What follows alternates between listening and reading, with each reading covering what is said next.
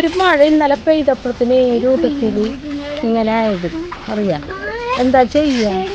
കുഞ്ഞുമക്കളൊക്കെ ഇത് കാണണം, കഴിച്ചാലൊക്കെ വെള്ളത്തിൽ കിടന്ന് സാധന വലിയും. ഒന്ന് അങ്ങോട്ട് പോവാനാണ്, പീടികയിൽ പോവാനോ പുറത്തേക്ക് ഇറങ്ങാനോ പറ്റാത്ത രൂപത്തിൽ.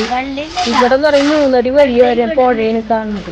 ഉമ്മറം കണ്ടാവും, ഒന്നും ചെയ്യാൻ പറ്റാത്തൊരവസ്ഥ.